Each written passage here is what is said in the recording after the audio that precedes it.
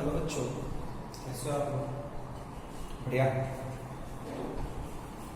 हम लोग रिफ्लेक्शन काफी कुछ पढ़े, थोड़ा सा उसको पॉज करते हैं, उस पर भी बात बहुत सारी और भी बातें करेंगे, लेकिन उसके पहले हम थोड़ा सा रिफ्रैक्शन की तरफ से रिफ्रैक्शन के बेसिक वीडियो मैंने आपको दिए थे। I hope you have completed. अगर नहीं भी कंप्लीट किए हो तो कोई दिक्कत नहीं है, क्योंकि आज कुछ होगा तुमसे नहीं, बट ठीक है, हम लोगों ने कंप्लीट किया, हम उनके साथ आगे बढ़ते हैं।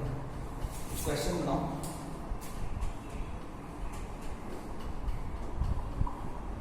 मान लो अच्छा ये है ऐसे, ये है 40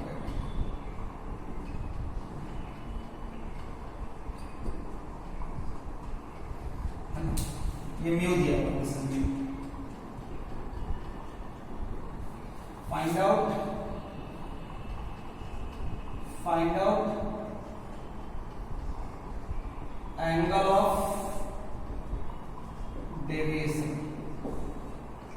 पहला ऑप्शन 30 डिग्री, दूसरा ऑप्शन 15 डिग्री, तीसरा ऑप्शन 90 डिग्री, चौथा ऑप्शन 120। आपको बताना है which of the option is correct, which of the option is correct। 13, 15, 19, 120 degree.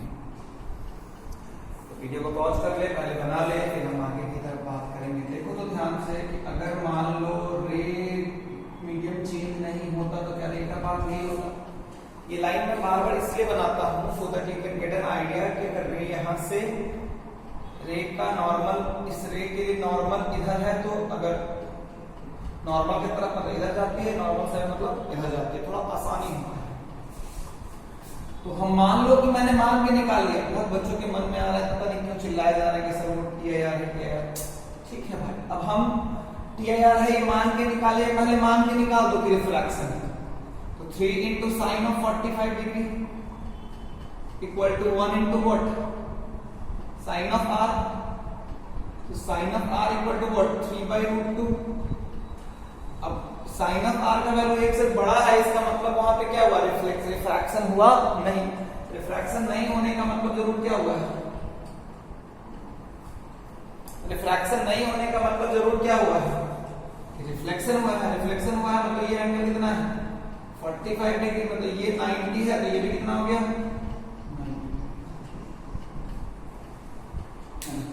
तो कितना एंगल होगा?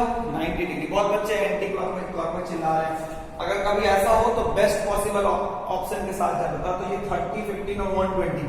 अगर एंटी क्लॉकवाइज से भी देखोगे तो कभी ये होगा क्या? या तो 90 होगा या तो 270 होगा। तो बेस्ट पॉसिबल ऑप्शन क्या है? 90 डिग्री। 90 डिग्री लोग खुश हो। ज्यादा दिमाग नहीं लगाना है उन जगहों पे जहां पे चीजें ऑब्वियस हो।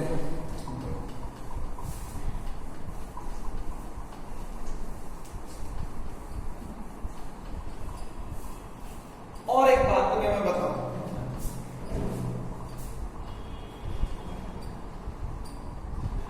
मान ले एक रे है, मान लो ऐसा है, एक रे इनकी है, ठीक है, ये आई है। इसको स्लैब कुछ भी बोल सकते हो। ये मान लो R1 हो गया, ये भी कितना हो जाएगा? R1। तो ये R1 है ना, ये भी R1, और मान लो ये ऐसे हो गया। मान लो ऐसा है, ये μ1 है, ये μ2 है, ये μ3 है। तो क्या लिख सकते हैं? μ1 sin of I equal to μ2 sin of R1। Then μ2 sin of R1 equal to μ2 sin of R2। तो क्या मैं इसको और इसको दोनों को डायरेक्टली बराबर कर सकता हूं क्या? यहां से क्या आ गया? μ1 sin of I equal to μ2 sin of I।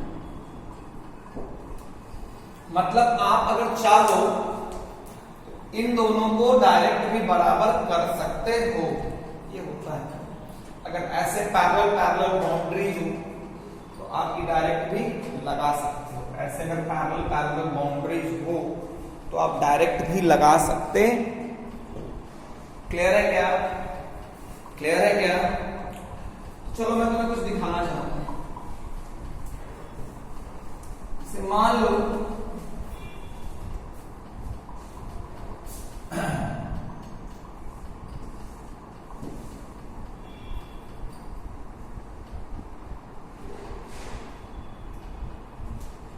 मान ले तुम्हारे लिए मैंने ऐसा दिया बाउंड्री,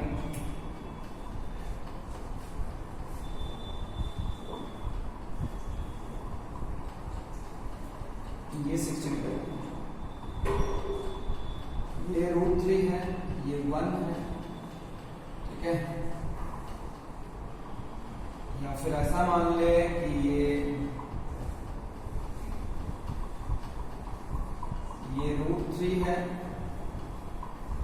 ये √3 नहीं है, √6 है, ये √2, ये 1 है ना। तो ये है। अब सपोज करो कि रेट पहले यहां जाएगी फिर यहां जाएगी, यहां मान लो ये गई, मान लो यहां से बाहर निकल गई ऐसे।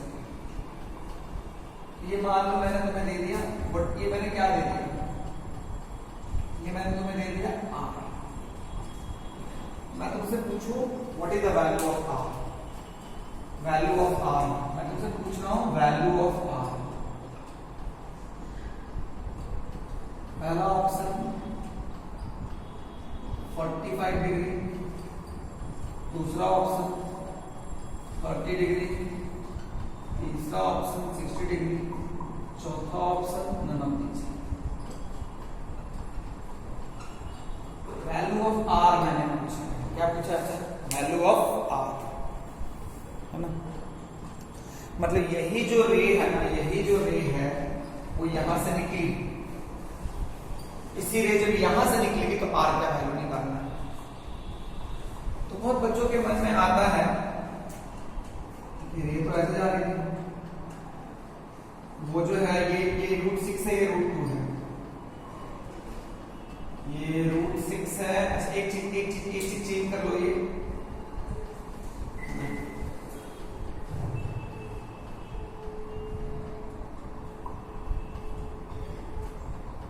चलो ठीक है, √6 है, तो चलो लिखो, कोई बात नहीं, क्वेश्चन करेंगे। देखो तो इस क्वेश्चन में ये डेंसर है, ये रेयर है, तो मैंने लगाया √6 into sine of 60 equal to √2 into sine of, मान लो ये, मान लो कितना है, ये मान लो R',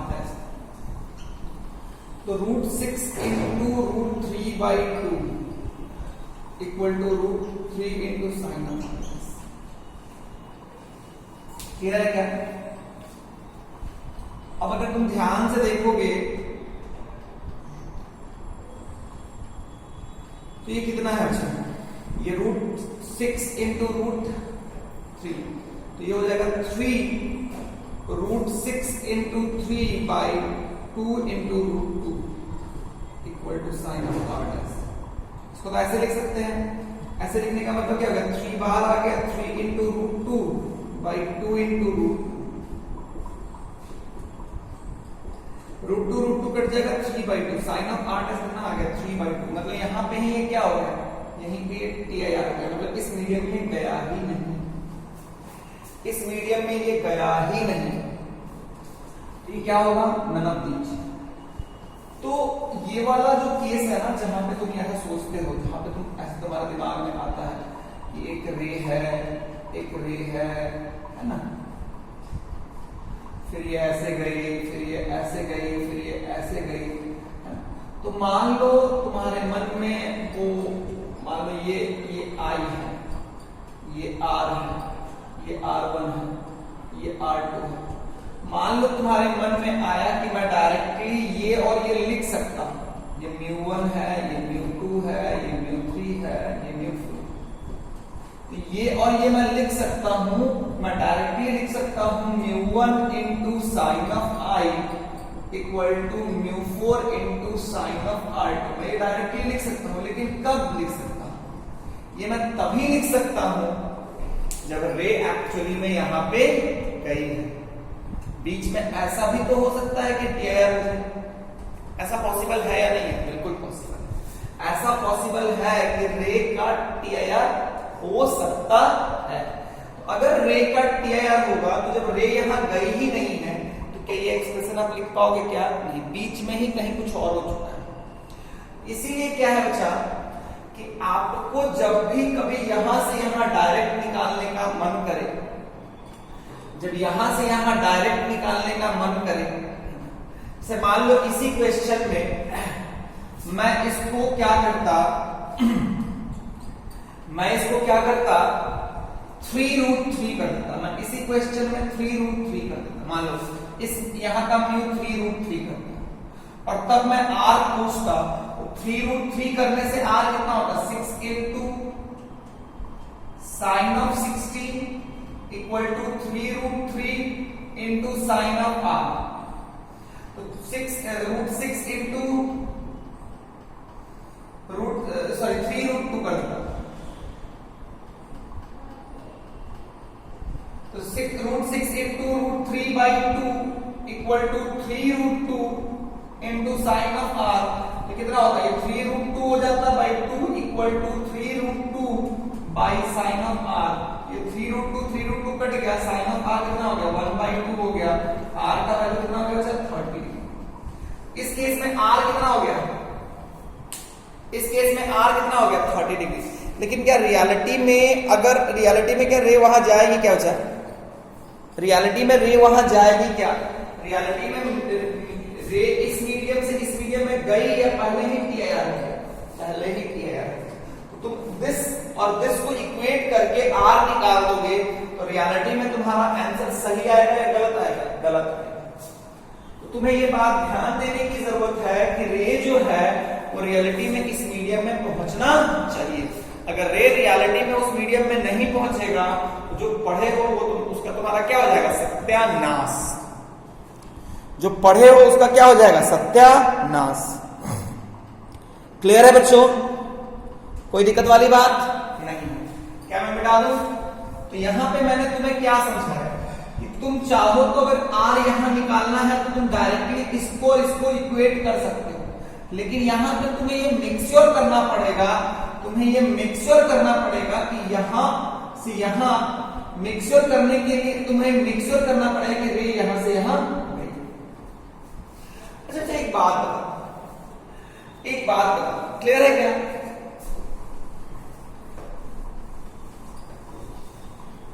तो बच्चा देखो, एक चीज बता, मैं तेरे से एक चीज पूछूं, तू अपने आप में पूछ,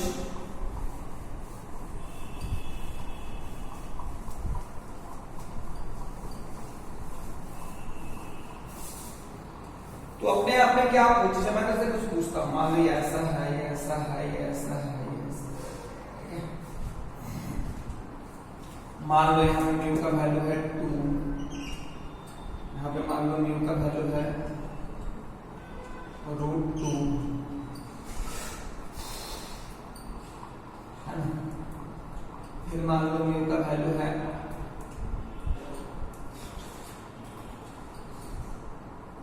मान लो म्यू का वैल्यू है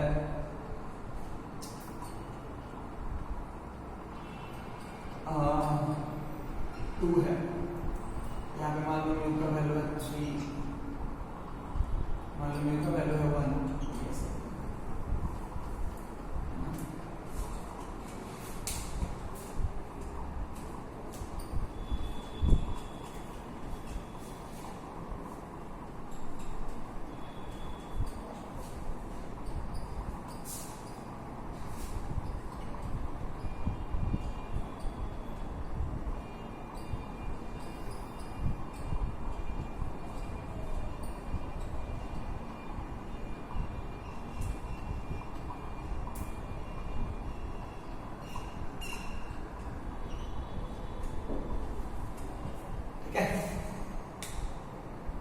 ऐसा तो मैं दिया, मान लो मैंने एक लाइट को यहां से खींचा, सपोज ये कितना है 30, सपोज कितना है 30। अब मैं बोलूं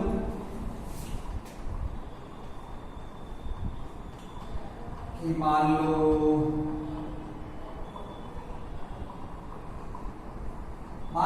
मैं तुम्हें बोलूं कि जब इस मीडियम से रे गया, ये वैल्यू आर का वैल्यू बताओ। पहला ऑप्शन है 40 डिग्री, दूसरा है 60 डिग्री, तीसरा है 45 डिग्री एंड चौथा है none of these।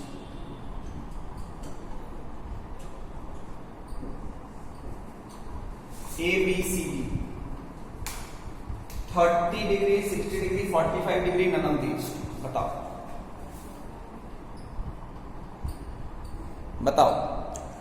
तो एक बच्चे के मन में क्या आता है, बच्चा क्या सोचता है कि 2 into sine of 30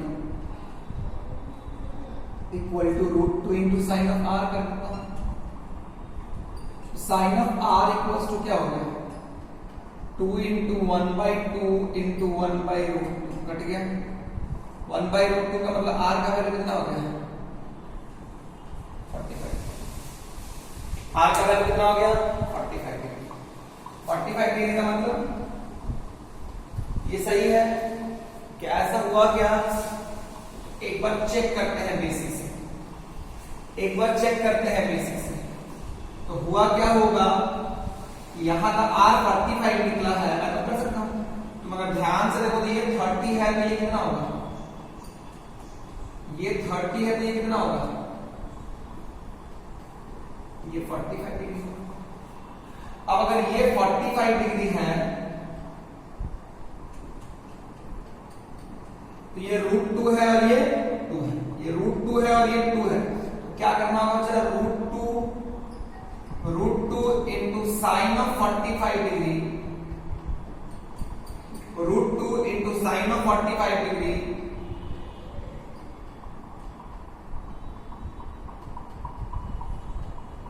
√2 into sine of 45 degree equal to 2 into sine of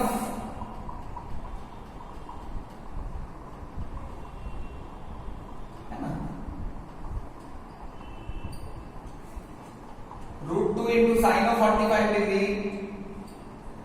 तो अगर तुमको चेक करना है, तुमको चेक करना है कि मेरा जो R आया वो सही आया या गलत आया, तो तुम्हें टेंशन कहां कहां है, रे का TIR होने का टेंशन कहां कहां है, जहां जहां वो डेंसर से रेयर जा रहा है। देखो तो यहां कहां से कहां जा रहा है, यहां जा रहा है, यहां जा रहा है डेंसर से रेयर 45 है।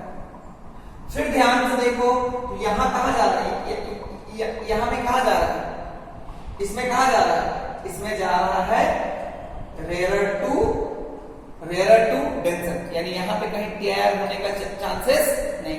तो यहां पे मुझे चेक, यहां से यहां मुझे चेक करने की जरूरत है, यहां से यहां मुझे चेक करने की जरूरत है क्या, नहीं। देखो मैं तुम्हें क्या बताया कि तुम अगर चाहो, मैं तुम्हें एक बहुत सिंपल सा स्टेप समझाऊं कि तुम अगर तुम चाहो कि तुम्हें क्या से क्या चेक करना है, रियलिटी में रे यहां से यहां जाएगी, यहां से यहां जाएगी, यहां से यहां जाएगी। R निकालना मेरा एक स्टेप का काम है, जो मैंने 45 निकाल लिया। लेकिन कभी ऐसा हो सकता है कि बीच में TIR हो जाए, तो TIR कहां होगा, TIR होने के चांसेस कहां है, TIR होने के चांसेस है डेंसर टू रेयर, मतलब यहां था। तो यहां के लिए हमने क्या किया, हमने निकाला, हमने ऐसे लिया। TIR होने के चांसेस कहां है, TIR होने के चांसेस जो हैं वो यहां थे। तो ये मैंने मान लो कितना मान लिया, R, ये R' मान लिया। R' का वैल्यू कितना आएगा 45। क्या मुझे यहां से यहां चेक करने की जरूरत है क्या, नहीं। मुझे यहां से यहां चेक करने की जरूरत नहीं है ना, क्योंकि यहां से यहां इसलिए चेक करने की जरूरत नहीं है क्योंकि ये क्या है, ये रेयर है और ये डेंसर। अगर तुम निकालोगे तो कितना आ जाएगा 30 डिग्री। फिर अगर तुम ध्यान से देखोगे, अगर तुम ध्यान से देखोगे तो ये 30 है, तो ये भी 30। यहां से यहां भी निकालोगे तो तुम्हारा क्या होगा, टीआईआर होगा नहीं, टीआईआर होगा नहीं। क्या मेरी बात समझ में आई क्या? क्या मेरी बात समझ में आई क्या? तो बच्चों यहाँ पे ना कुछ चीजों को ध्यान देने की जरूरत है। और ध्यान कहां से कहां देना? ध्यान देना जब रेयर टू डेंसर जाए, जब ध्यान देना जब डेंसर टू रेयर जाए। बाकी कहीं ध्यान देने की जरूरत नहीं, बाकी कहीं ध्यान देने की जरूरत नहीं। क्लियर है क्या? तो मेरा आर का वैल्यू जो 45 आया वो सही आया या गलत आया? सही आया। तो ये वहां जाएगी भी और उसका आंसर कितना होगा 45। क्या मेरी बात क्लियर हो गई क्या?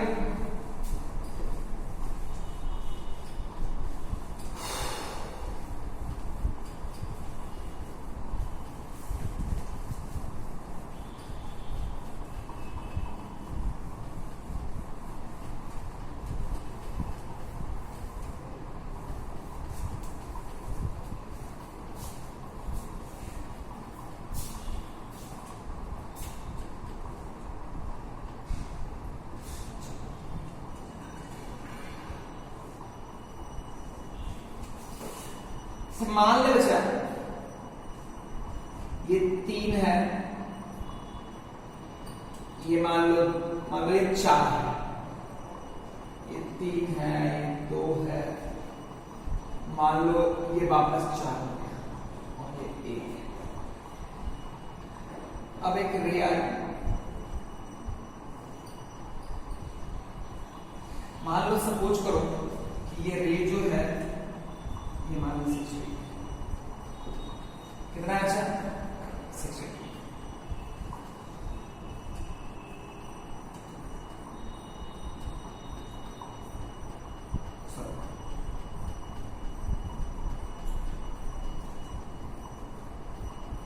वन 2 3, मान लो यहाँ पे वापस 2, ये वापस यहाँ मान लो 60 डिग्री। ठीक है, अब मैं आपसे पूछूं कि यहां पे आर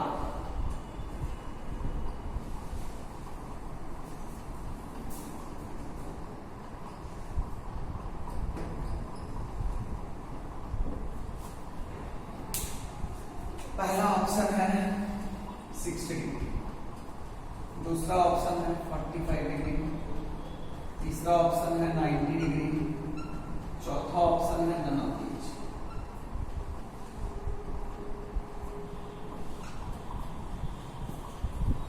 चौथा ऑप्शन है नन ऑफ दीज।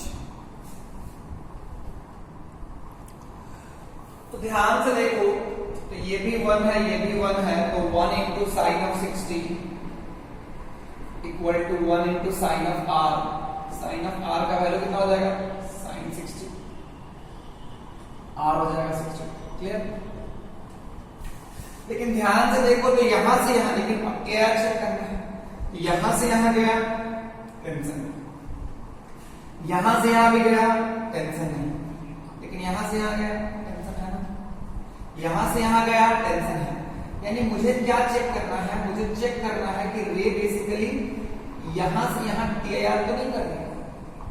तो रे यहां से यहां टीआईआर नहीं कर रही है, इसके लिए मुझे ये एंगल चाहिए।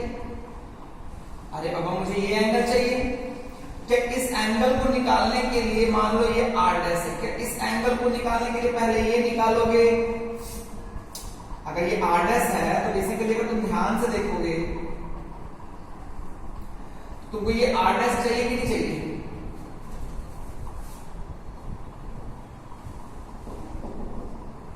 तुम्हें ये आर डैश चाहिए, क्योंकि अगर यहां से यहां गया है तो मुझे ये आर डैश चाहिए।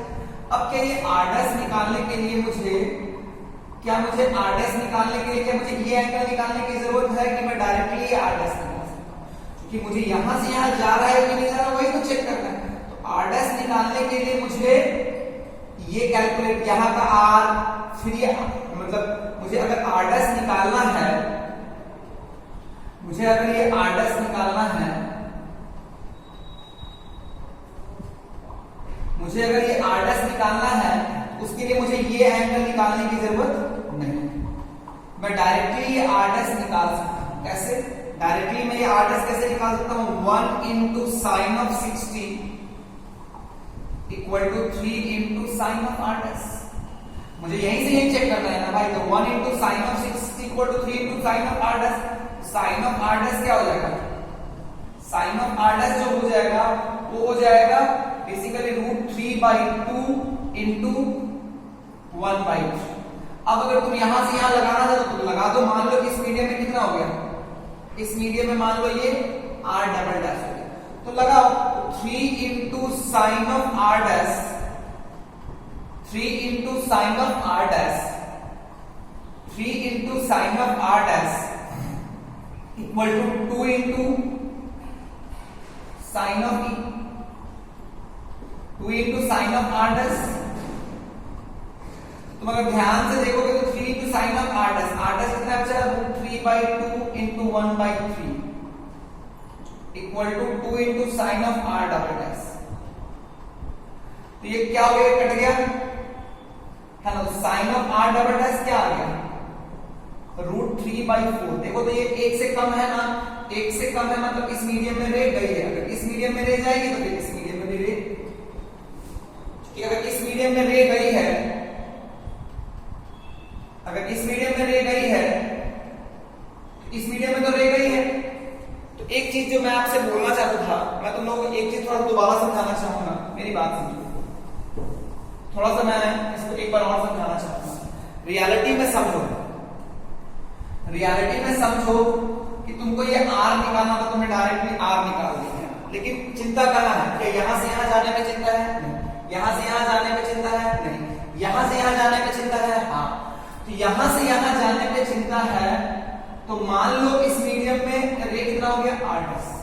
हमें चेक करना पड़ेगा ना कि यहां से यहां गया है कि नहीं गया।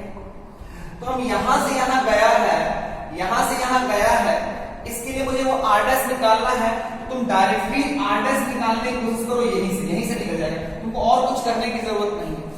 अगर तुमको मेरी बात समझना है, यहां से यहां गया, यहां से यहां जाएगा ही जाएगा, यहां से यहां भी जाएगा, क्या यहां से यहां जाएगा? डाउट। तो यहां से यहां जाएगा, यहां से यहां जाएगा या नहीं, इसके लिए मुझे r डैश निकालना पड़ेगा। r डैश के लिए डायरेक्टली क्या करो? Directly 1 into sin of 60 equal to 2 into sin of r dash. तो कितना आ जाएगा? √3/2 into 2 into sin of r dash, है ना। तो क्या हो जाएगा? √3/4 into what? sin of r dash.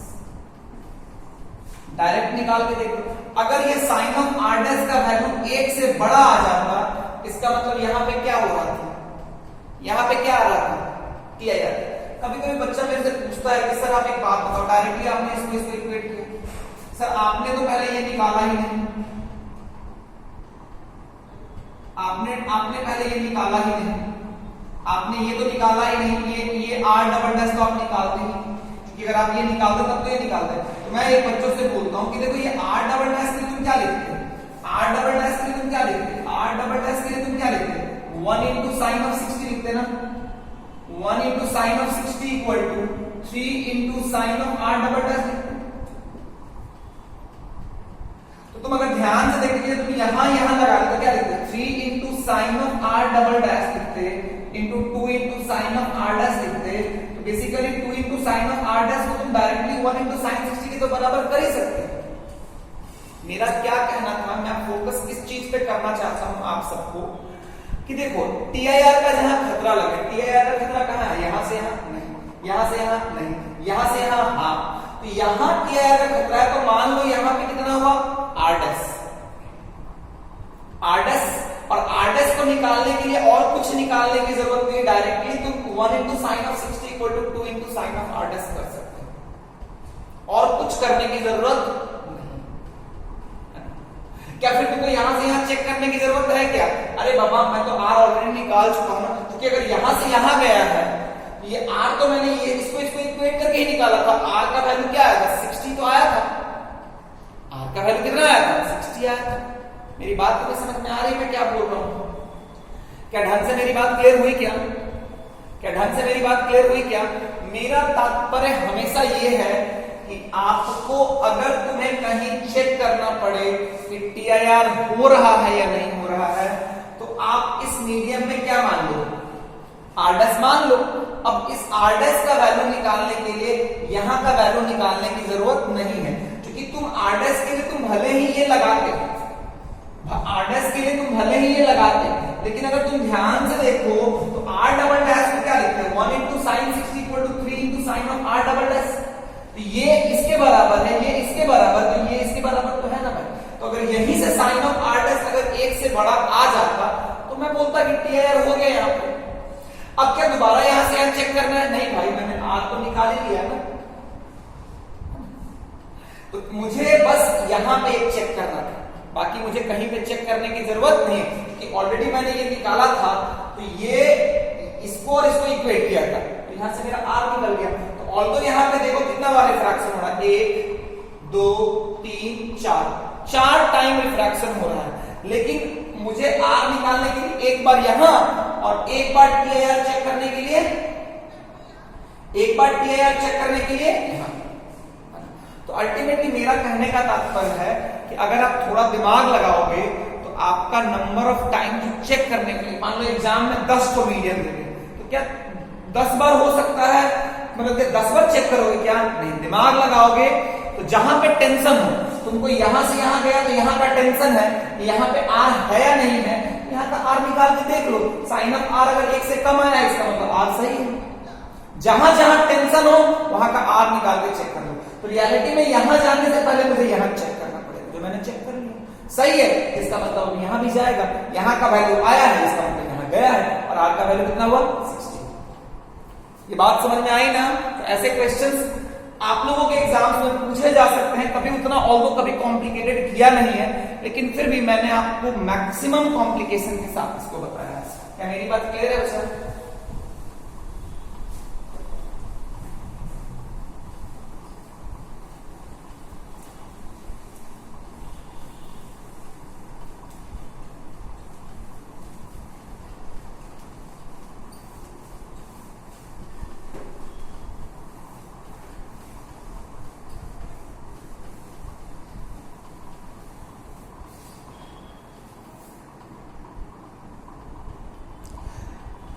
चलो तुम्हें कुछ और सिखाता हूं। क्या है कि अगर तुम ध्यान से देखोगे कि रे अगर कभी डेंसर है, मान लो ये, तो इस आई पे रिफ्लेक्शन भी हो सकता है और रिफ्रैक्शन भी हो सकता है। आई का रेंज कहां से कहां होता है? आई का रेंज होता है 0 से लेकर, यही ना? तो आई का रेंज ये है। अब अगर ध्यान से देखो तो 0 डिग्री पे क्या होता है? जब I 0 होता है तो R भी क्या होता है? I = 0 डिग्री तो R भी क्या हो जाता है? I 0 होने पे R भी क्या होता है? 0। और बेसिकली क्या होता है? रिफ्रैक्शन। अच्छा, अगर I का वैल्यू तुम्हें तो पता है ना, जब I का वैल्यू C होता है R क्या होता है? 90, और वहां पे भी क्या होता है? रिफ्रैक्शन। तो मैं यहां से एक बात बोल सकता हूं कि I का वैल्यू 0 से लेके C तक में क्या होगा? रिफ्रैक्शन। और अगर तुम ध्यान से देखोगे तो sine of C equal to क्या होता है? Sine of C equal to होता है μr/μd। याद रखना, छोटा वाला बाई बड़ा वाला, यही होता है।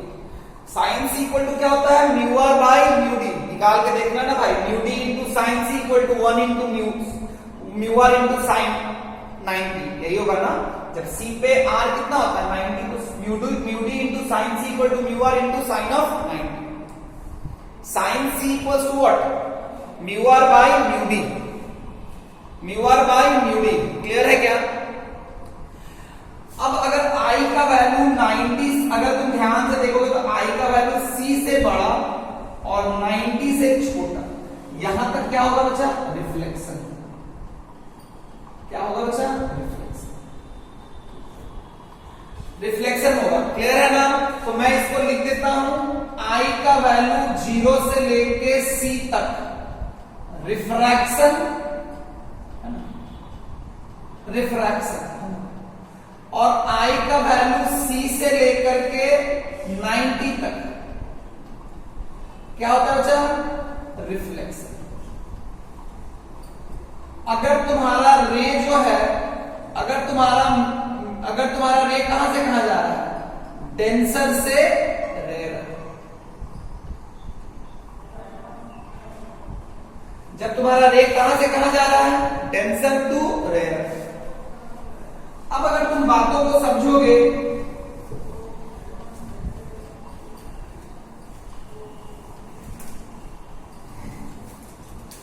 तो मैं जब डेंसर टू रेयर जा रहा है,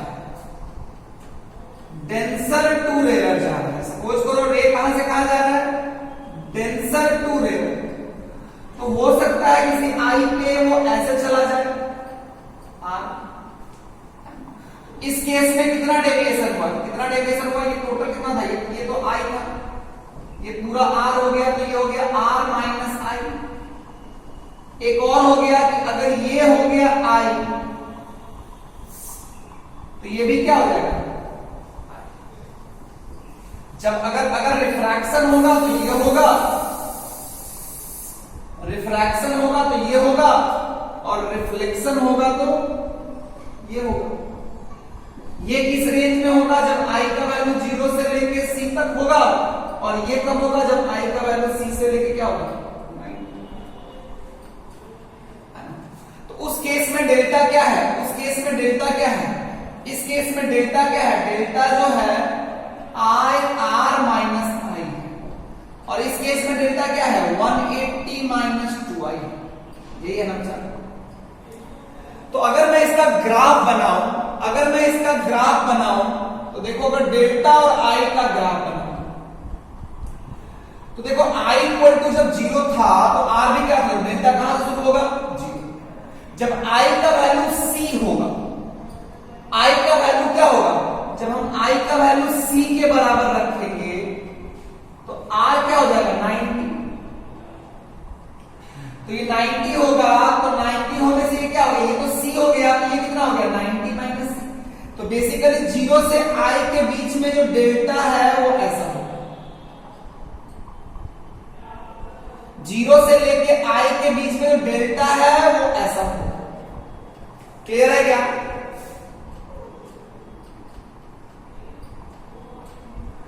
जीरो से i के बीच में डेल्टा जो होगा वो यहां होगा। अब इसके बाद तो कहानी है r माइनस आई वाला इक्वेशन नहीं फॉलो करेगी। Delta equal to r minus I. बच्चा पूछ रहा है सर ये ग्राफ स्ट्रेट लाइन क्यों नहीं हुआ? देख बच्चा, अगर तू r को i के फंक्शन में लिखेगा तो क्या लिखेगा? Mu d into sine of i equal to mu r into sine of r। तो sine of r equal to क्या हो जाएगा? Mu d by mu i, mu d by mu r into sine of i। तो r को अगर i के function में लिखेगा तो काफी कॉम्प्लिकेटेड फंक्शन आएगा। Sign inverse mu d by mu r into sign i। तो ये स्ट्रेट लाइन का इक्वेशन नहीं है। अगर r के i के टर्म्स में लिखोगे तो sine inverse mu d by mu r sine of i minus i। ये जो डेल्टा है जब 0 से लेके c के बीच में है, जब ये जो डेल्टा है जब 0 से लेके c के बीच में है, तो ये अगर ध्यान से देखोगे ना, ये अगर तुम ध्यान से देखोगे तो ये ग्राफ जो आएगा ये 0 है, ये c है, ये तुम्हारा i है। तो ये जो ग्राफ आएगा वो ऐसा है, जिसका इनिशियल मुझे पता है,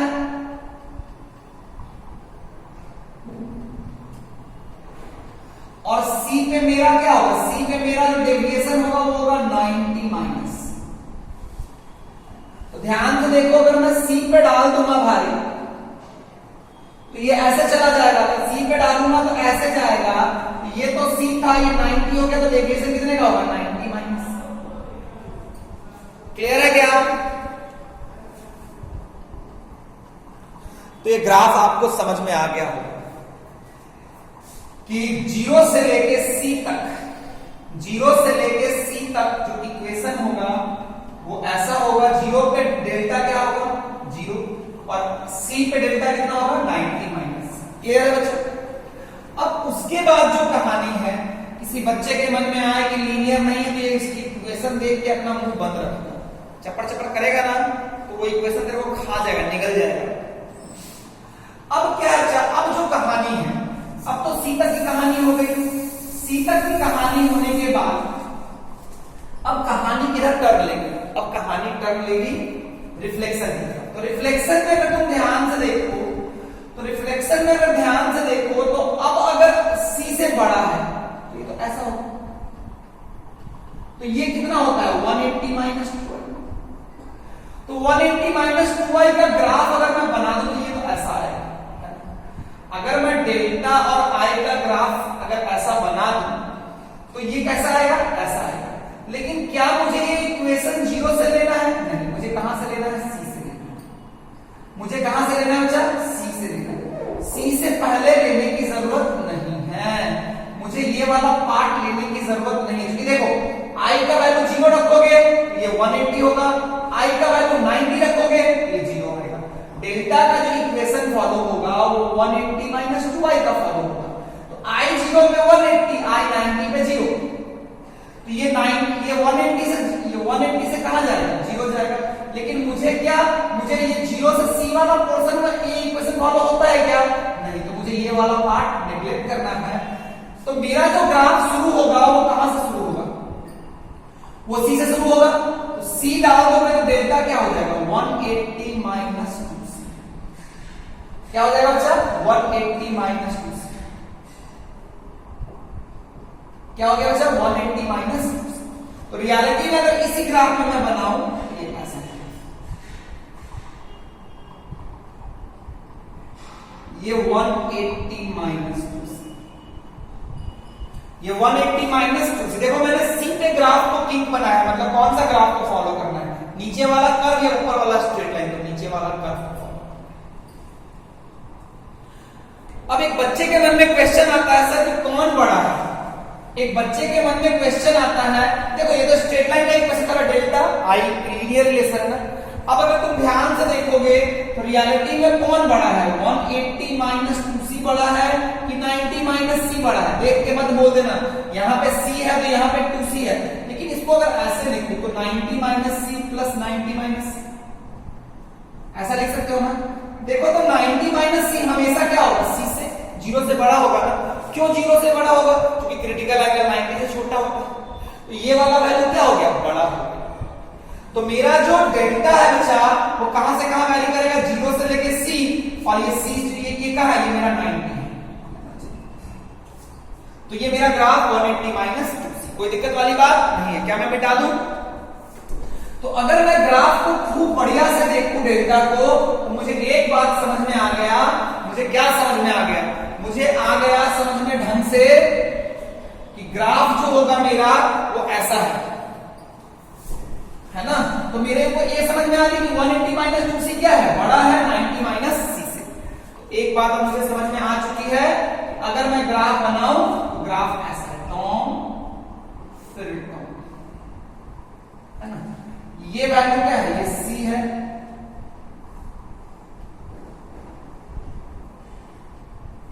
ये है 90 माइनस c, ये है 180 माइनस 2c, ये है 90। क्लियर? क्लियर ना बच्चों?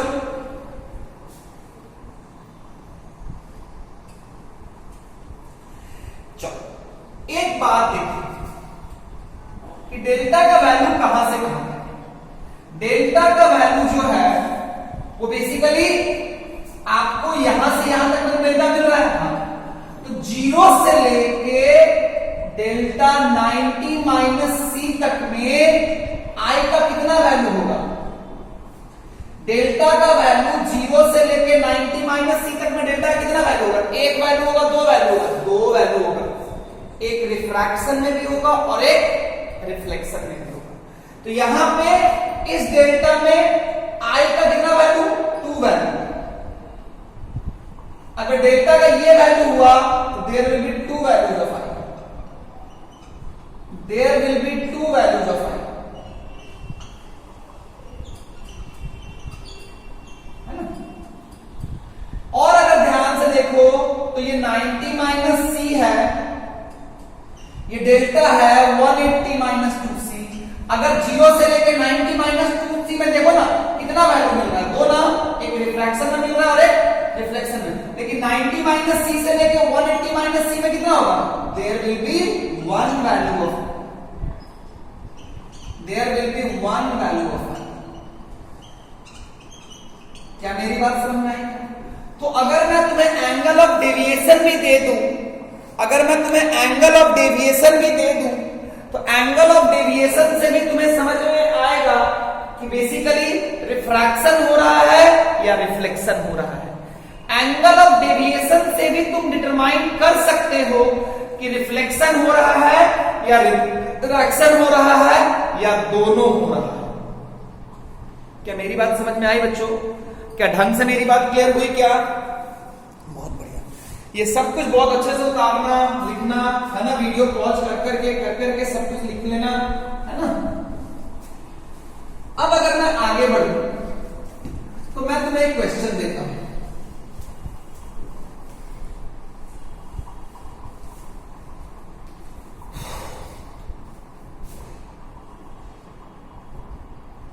ये म्यू इक्वल टू 2 है, ये म्यू इक्वल टू 1 है ना, ठीक है। डेल्टा का वैल्यू दिया हुआ है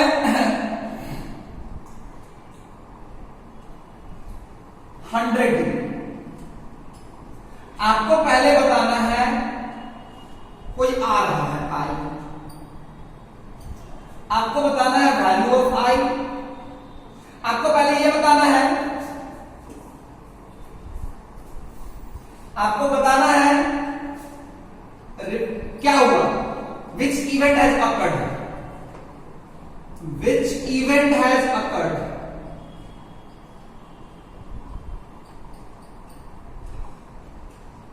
पहला ऑप्शन है रिफ्लेक्शन,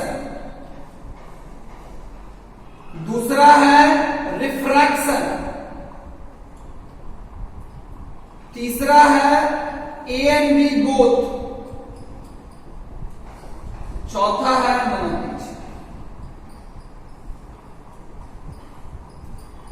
तो डेल्टा, वीडियो को पॉज करके पहले बना लो, ध्यान से देखो। तो सी कितना है, सी के लिए क्या करता है, साइन ऑफ सी क्या होता है, छोटा वाला बाई बड़ा वाला, तो सी का वैल्यू हो गया। तो 90 माइनस सी मतलब क्या होगा, 90 माइनस 30, मतलब 0 से लेकर के डेल्टा जो है 60 डिग्री तक क्या होगा। अगर इसमें होगा तो दोनों होगा, और 60 से लेकर के delta 180 minus 2c, 180 minus 2 into 30 कितना हो गया बच्चा,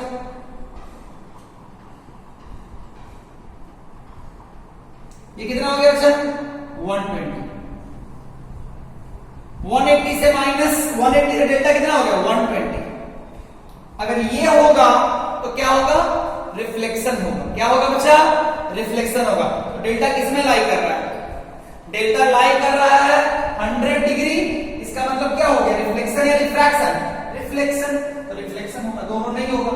अगर तुमसे बोले वैल्यू ऑफ आई निकालने के लिए, तुम्हें पता है डेल्टा क्या होता है, 180 minus 2i equals to what, 100 degree.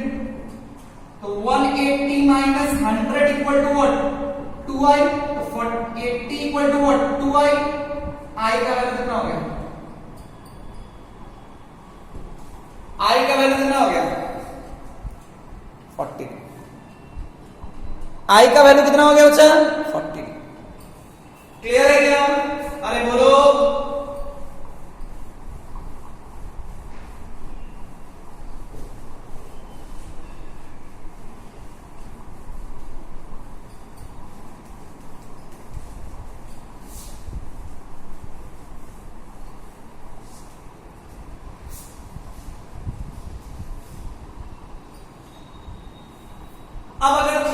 ध्यान से पढ़ोगे, समझोगे, देखोगे तो तुम्हें मैं कुछ बताता हूं।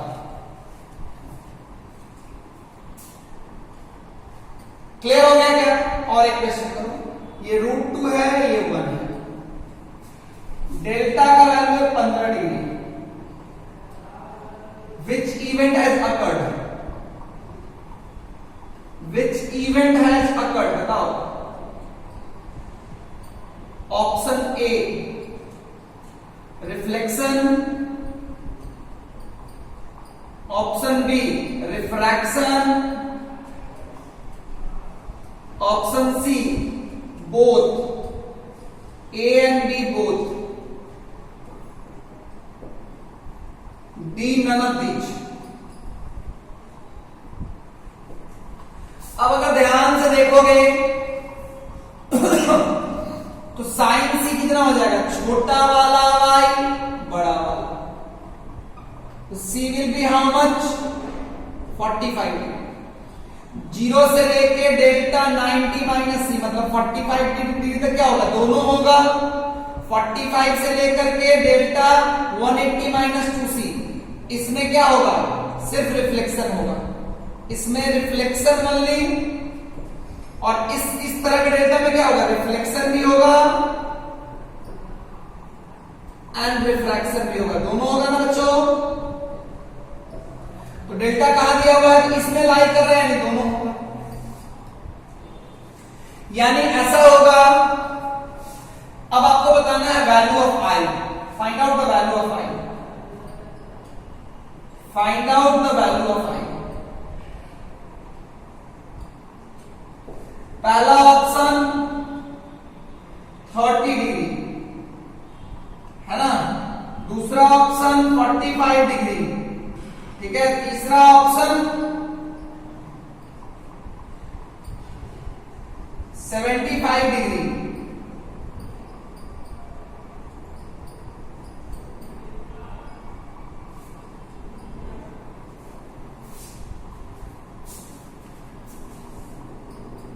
नन ऑफ दीज, है ना। आपको बताना है इसमें more than one option correct है, मोर देन वन ऑप्शन भी करेक्ट हो सकता है। तो तुम्हें क्या समझ में आया कि रिफ्लेक्शन होगा कि रिफ्रैक्शन होगा कि दोनों होगा? बताओ, ध्यान से देखो तो दोनों होगा। एक केस लो किसका? रिफ्लेक्शन का। अगर ये आई है तो ये आई है तो ये कितना हो जाएगा? I plus 15। ये मान लो कितना है? ये √2 है, ये 1 है, तो क्या हो जाएगा? √2 into sine of I equal to 1 into sine of I plus 15। ध्यान से देखो, आई का वैल्यू 30 डिग्री रख दे, तेरा काम हो जाएगा। अब ऐसे ऑप्शन 30 डिग्री रख के देख, साइन 30 कितना होता है? 1/√2 इंटू 1/2 कितना होगा? 1/√2 30 प्लस 40 45, वो भी कितना होगा? 1/2। और अगर एक चीज समझोगे तो इस केस में एक ये भी पॉसिबिलिटी है कि अगर मैं आई पे डाला हूं, ये भी आई पे आया है, तो ये एंगल कितना है? 15 डिग्री। तो कितना हो जाएगा? 180 minus 2i equal to 15 degree. तो 180 minus 15 degree equal to 2i। i का वैल्यू हो जाएगा 175/2, ये हो जाएगा 82.5। कितना हो गया बच्चा? 82.5। कितना हो गया? 82। कौन कौन सा ऑप्शन सही है? एक तो ए सही है, सी सही नहीं है, बी भी सही नहीं है। तो ऑल्दो यहां पे आई का वैल्यू तुम 30 डिग्री रखो, आई का वैल्यू 82.5 डिग्री रखो, दोनों पे डेल्टा कितना होगा? 15 डिग्री होगा। 30 डिग्री वाले केस में रिफ्रैक्शन होगा, है ना, और 82.5 डिग्री वाले में क्या होगा? रिफ्लेक्शन होगा। कोई दिक्कत वाली बात नहीं है ना। क्या मेरी बात पूरी समझ में आई? क्या ढंग से मेरी बात पूरी क्लियर हो गई क्या? अरे बोलो आया।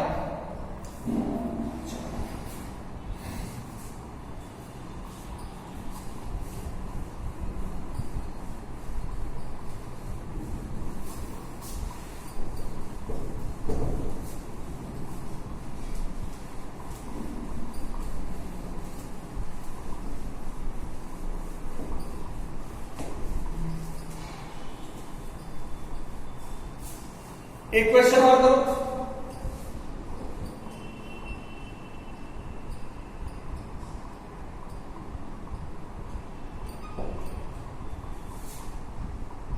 डेल्टा दिया हुआ है 90 डिग्री, 90 नहीं दिया हुआ, 40 डिग्री दिया हुआ। Which event has occurred,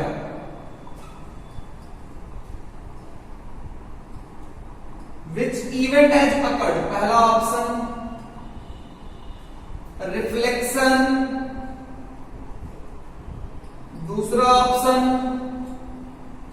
refraction, तीसरा option A and B both,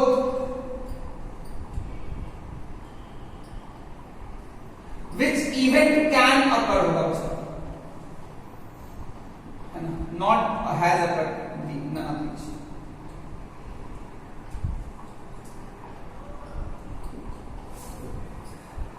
पहले देखो तो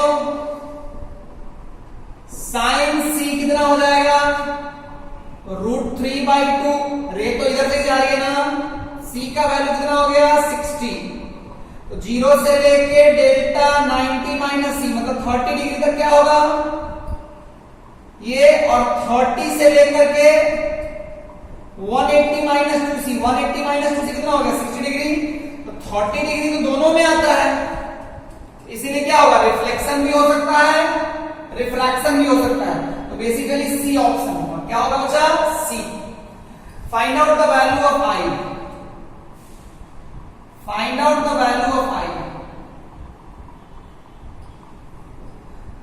दोनों को दो मोर देन वन ऑप्शन भी करेक्ट हो सकता है, मोर देन वन ऑप्शन भी करेक्ट हो सकता है,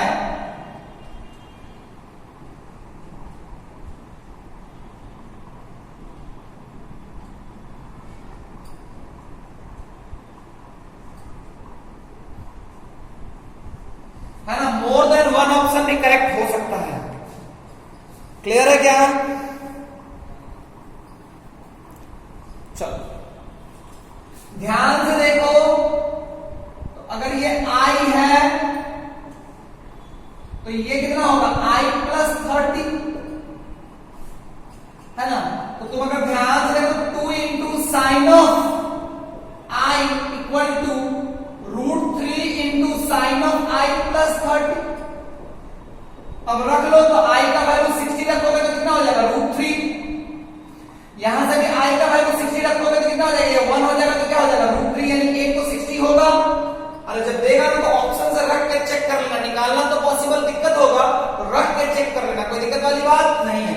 दूसरा क्या है कि अगर ये आई है तो ये भी आई है, और ये कितना है 30 डिग्री, कितना है बच्चा 30 डिग्री, तो 180 माइनस 2i इक्वल टू 30, तो 180 माइनस 30 इक्वल टू 2i, आई का वैल्यू हो जाएगा 75 डिग्री, तो 60 डिग्री भी हो सकता है और 75 डिग्री भी हो सकता है, 60 डिग्री भी हो सकता है और 75 डिग्री भी हो सकता है। हम अगले क्लास में क्रिटिकल एंगल के साथ और भी कंटिन्यू करेंगे, एक लेक्चर में और डाल दूंगा, उसको अच्छे से बनाइएगा, हम फिर मिलेंगे, टाटा बाय।